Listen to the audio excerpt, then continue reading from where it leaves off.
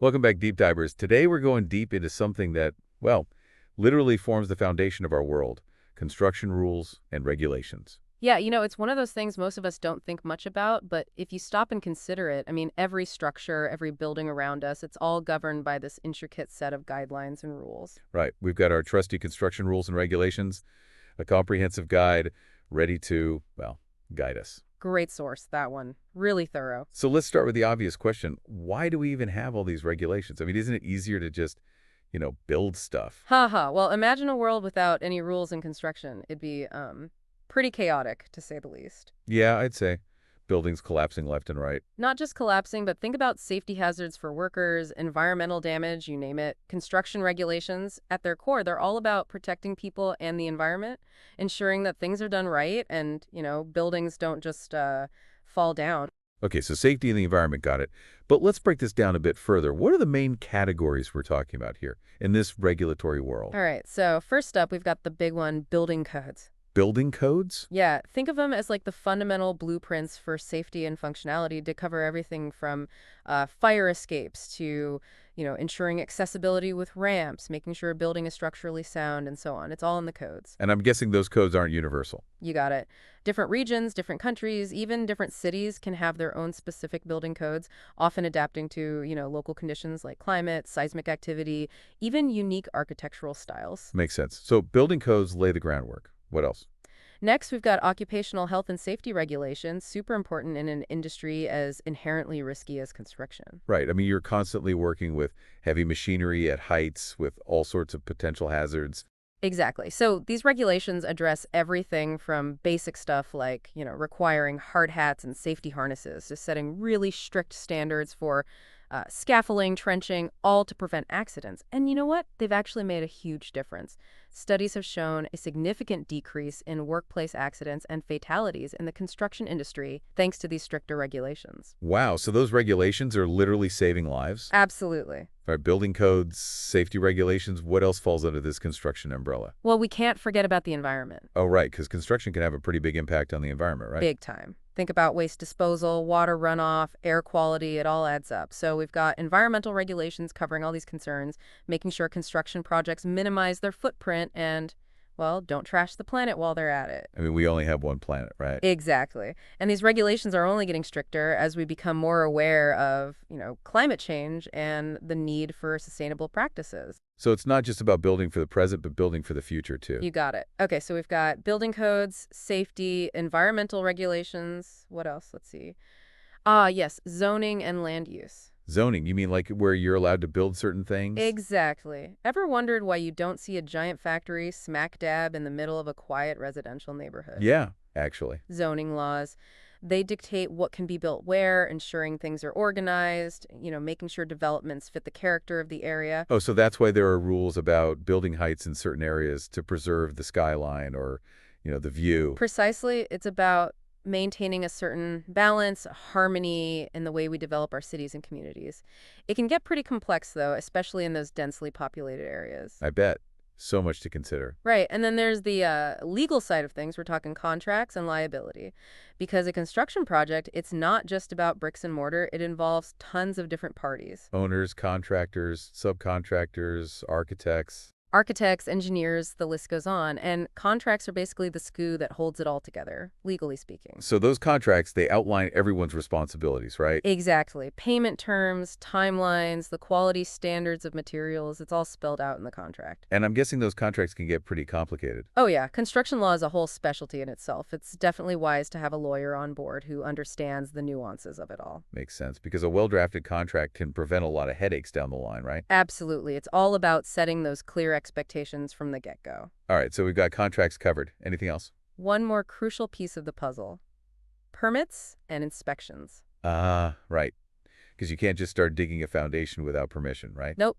You need permits, official approvals from the authorities, verifying that your project complies with all the codes and regulations we've been talking about. And then there are inspections throughout the process, from the foundation all the way to the final touches. Like those checkpoints in a video game, making sure you're on the right track. Exactly. Those inspections are there to ensure everything is being built according to plan and, most importantly, meeting all those safety and quality standards. And failing an inspection can lead to not so good things, I imagine. You're telling me projects can be halted, fines can be imposed, it can get messy. So getting those permits and passing those inspections, those are definitely not steps you want to skip. Wow, so we've covered a lot here. Building codes, safety, environmental regulations, zoning, contracts, permits, inspections. It's a whole world of rules. It is, but when you think about it, all these regulations, they're ultimately about building a better world, protecting people, the environment, making sure our cities and structures are, well, built to last. And function properly. Absolutely. This is fascinating. So I'm already wondering, how did construction projects even manage to keep up with all these rules and regulations? That's a great question, and that's exactly what we'll be diving into next. Get ready for some real-world challenges and, believe it or not, some pretty ingenious solutions. Stay tuned. Welcome back to the Deep Dive. All right, so we've laid the groundwork, understanding why these construction regulations exist and all the areas they cover. Right, the what and the why. But now let's get into the nitty-gritty. I mean, how do construction projects actually deal with all these rules? It seems like a lot to juggle. Oh, it definitely is. And, there are a lot of pitfalls, places where things can go wrong. Like what? Give me an example. Okay, well, one of the biggest things is documentation. Documentation. You wouldn't believe how many projects run into trouble simply because they haven't kept good records. Oh, right. I guess that makes sense. Permits, inspection reports, safety training logs, all that stuff, it needs to be documented meticulously. Otherwise. Otherwise, you're in trouble. It's like, imagine trying to build a skyscraper with no blueprints. Yeah, that's not going to end well. Exactly. Those records, they're not just for show. They're your proof that you've followed the rules, that you've done everything by the book. So if something go wrong. If there's a dispute, an insurance claim, you need that paper trail to protect yourself. Right. It's all about covering your bases. And speaking of things that can go wrong, another common issue is misinterpreting the regulations. Oh, yeah. I bet those codes can be pretty dense. They are. Even seasoned professionals can sometimes get tripped up, miss a crucial detail, or, just misinterpret something.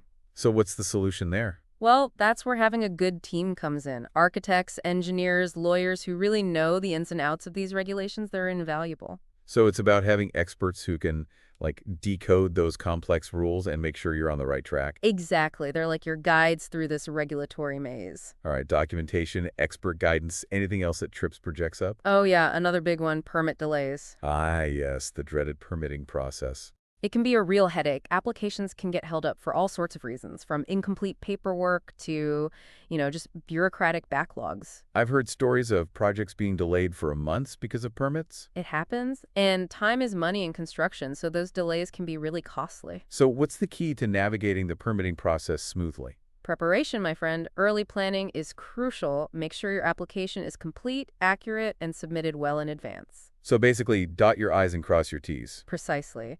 And, don't be afraid to reach out to the permitting authorities beforehand just to clarify any questions you might have. It can save a lot of headaches down the road. Good tip. All right, so we've got documentation, expert advice, and permit preparedness. What else? Well, even with all the regulations in place, we can't forget about the human element. Right, because ultimately it's people who are out there building these structures. Exactly. And sometimes, well, mistakes happen. Safety violations can occur even with the best intentions. I guess it's easy to get complacent, especially when you're working under pressure. That's right. And that's why ongoing safety training is absolutely crucial. Everyone with a site. Everyone, from the most experienced worker to the newest recruit, everyone needs to understand the rules, the hazards, and how to work safely. And I guess it's not just about knowing the rules, but also understanding why they're there. Absolutely. It's about creating that culture of safety where everyone's looking out for each other. Right, because ultimately everyone wants to go home safe at the end of the day. Exactly. And regular safety inspections, audits, those are also important to catch any potential issues before they turn into big problems. Okay, safety violations, got it. Now, what about environmental slip-ups? Ah, yes, that can happen too. And they can be costly both financially and in terms of, damage to the environment. I imagine there are some hefty fines for environmental noncompliance. You bet. Plus, it can damage a company's reputation, make it harder to get permits in the future. So it's not just about the legal ramifications, but also the ethical responsibility to protect the environment. Absolutely. And the good news is there are a lot of resources and best practices out there to help construction projects go green. Like what? Give me some examples. Well, using sustainable materials, of course, implementing strong environmental management plans. There are also some really innovative green building practices that are becoming more and more popular. So it's not just about following the rules, but also actively seeking ways to minimize your impact. Exactly. All right, so we've talked about some of the big challenges, the things that can trip up even the most well-intentioned construction project. Right, documentation, misinterpreting codes, permit delays, safety issues, environmental concerns. It's a lot to keep track of. It is, but the good news is there are also a lot of proven strategies for navigating these challenges successfully. Okay, so let's talk about those strategies. What are some best practices for ensuring compliance and, avoiding those pitfalls? Great question, and that's what we'll be diving into next. Get ready for some practical tips and insights that can help any construction project stay on the right side of the law and the environment. Back again for our final deep dive into construction rules and regulations. It's been quite a journey, hasn't it? It has. We've covered a lot of ground, from the foundational why to the sometimes tricky how of navigating this complex world. And it's clear these regulations aren't going anywhere. In fact, they're probably going to become even more important as the construction industry continues to evolve. Oh, absolutely. I mean, think about it. New technologies are emerging all the time. Sustainability is becoming increasingly crucial, and the world itself, well, it's changing faster than ever. Right. So let's talk about that future. Where do you see these construction rules and regulations heading? Well, I think a few key trends will really shape the future of this field. Technology, for sure, is going to play a huge role. We've already seen that with, software for project management and tracking compliance. But what else is on the horizon? Well, just imagine building inspections being done by drones. Drones, like flying around a construction site taking pictures. More than just pictures, these drones would be equipped with high-resolution cameras, sensors, all sorts of tech that can capture detailed data about a building. So they could actually check for compliance with safety codes and stuff. Exactly. I mean, think about it. Instead of sending an inspector to climb all over a structure, potentially missing something, you've got a drone that can fly through every nook and cranny, gathering all that information digitally. Wow, that's pretty amazing. It's like something out of a sci-fi movie. I know, right? And that's just one example. Think about 3D printing. Oh yeah, 3D printed houses. They're becoming more and more common. And that raises all sorts of questions for building codes. I mean, how do you regulate a structure that's essentially printed layer by layer? Yeah, that's a good point. It's a whole new ballgame. It is. So we'll definitely see new codes and regulations emerging specifically to address these new technologies and the unique challenges they present.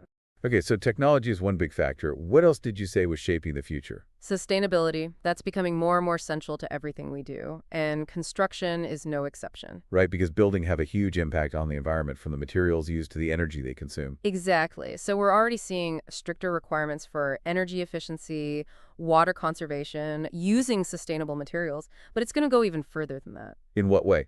Well, think about incentives for projects that go above and beyond those basic requirements, or even penalties for those that fall short. So it's not just about meeting the minimum standards anymore? Right. It's about pushing the envelope, encouraging innovation, and really rewarding those who are making a real effort to build sustainably. I like that. So what are some examples of those like next level sustainability practices? Well, there's a lot of buzz about circular construction these days. Circular construction. I haven't heard of that. Basically, it means designing buildings for disassembly.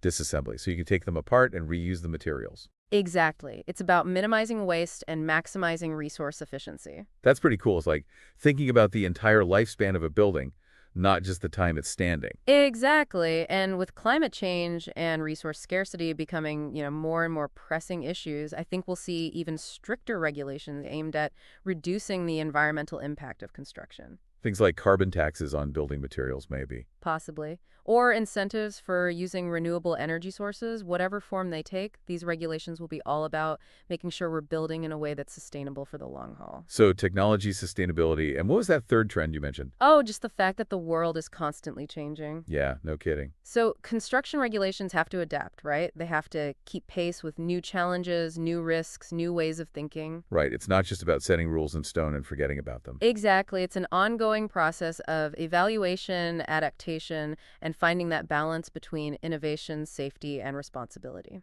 Well, that's a pretty good note to end on, I think. Construction rules and regulations, they might not be the most glamorous topic, but they're definitely essential. Absolutely. And who knows what the future holds? Drones flying around inspecting buildings, 3D printed houses, structures designed to be taken apart and reused. It's going to be fascinating to see how it all unfolds. It is. And for those of you who stuck with us through this deep dive into the world of construction rules and regulations, we hope you found it as interesting as we did. Be sure to subscribe to the deep dive for more explorations of, well, pretty much anything that sparks our curiosity. There's a whole world out there waiting to be discovered, and we're here to guide you.